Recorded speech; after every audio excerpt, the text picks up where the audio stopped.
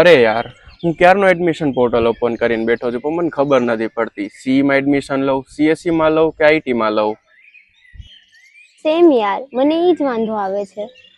હા, પણ મારા ઘરેથી તો એમ કીધું છે કે જે બ્રાન્ચમાં વધારે પ્લેસમેન્ટ મળે ને એ બ્રાન્ચમાં મારે એડમિશન લેવાનું છે. પણ સ્ટીલ તોય હું હજી કન્ફ્યુઝનમાં જ છું. તોય કન્ફ્યુઝન તો દૂર ના જ થયું કે કઈ ફિલ્ડમાં એડમિશન લેવું ઈ.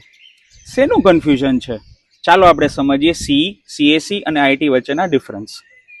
બટ સર, તો મારે આઈઓટી સાઇડ પણ જવું છે અને કોડિંગ સાઇડ પણ જવું છે, તો ક્યાંક એવું ન થાય કે હું સી રાખું તો ખાલી હાર્ડવેરનું જ વધારે આવે ભણવાનું.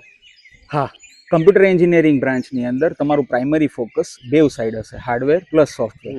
Subjects like MPI, embedded system, આવા બધા હાર્ડવેર રિલેટેડના સબ્જેક્ટ્સ પણ તમે સોફ્ટવેર સાથે ભણશો. એટલે જ્યારે કરિયર ઓપોર્ચ્યુનિટીઝ, પ્લેસમેન્ટ ઓપોર્ચ્યુનિટીઝ મળે જેમાં તમારે હાર્ડવેર સાઇડ બી અપ્લાય કરવું હોય તો સી બ્રાન્ચ તમારી માટે બેસ્ટ હશે. રાજનું તો બરોબર છે, તો મારે તો કોડિંગ જ કરવું છે, તો મારે શું સિલેક્ટ કરાય? જ્યારે તમારો ફોકસ કોડિંગ સાઇડ હોય છે તો કોડિંગ માટે તમારે સિલેક્ટ કરવું જોઈએ સીએસસી, કેમ કે તમે કોડિંગ જ્યારે કરશો એની સાથે સાથે તમે થોડુંક થિયરી પાર્ટ બી ભણશો.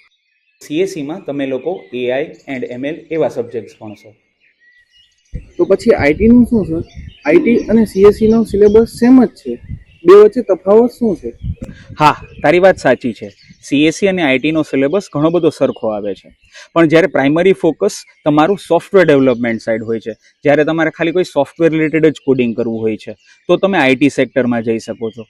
પ્લેસમેન્ટમાં લગભગ બધી ઓપોર્ચ્યુનિટીઝ આઈટી સેક્ટરની અંદર, જેને ખાલી સોફ્ટવેરમાં જ જવું છે, જેને કોડિંગ કરવું છે તો એ ખાલી સોફ્ટવેર માટે જ કોડિંગ કરશે, તો એ લોકો આઈટી બ્રાન્ચને સિલેક્ટ કરે છે.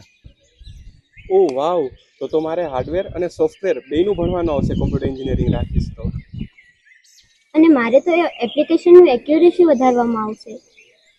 અને મારે તો સોફ્ટવેરને રિયલ વર્લ્ડમાં કઈ રીતે સુરક્ષિત અને સાચી રીતે વર્ક કરે એનું ધ્યાન રાખવાનું છે.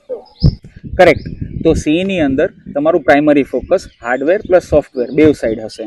સીએસસીની અંદર તમારું focus software plus theory side હશે, અને આઈટીની અંદર તમારું primary focus only for software development હશે. તો સર, તમે જે કાદી કોલેજ સજેસ્ટ કરો ને જ્યાં બધા કોર્સિસ પણ અવેલેબલ હોય અને 100% પ્લેસમેન્ટ સપોર્ટ હોય, અને જ્યાં 360 ડિગ્રી ડેવલપમેન્ટ હોય, અને જ્યાં સાથે સાથે ઇકોનોમિકલી અફોર્ડેબલ બી હોય.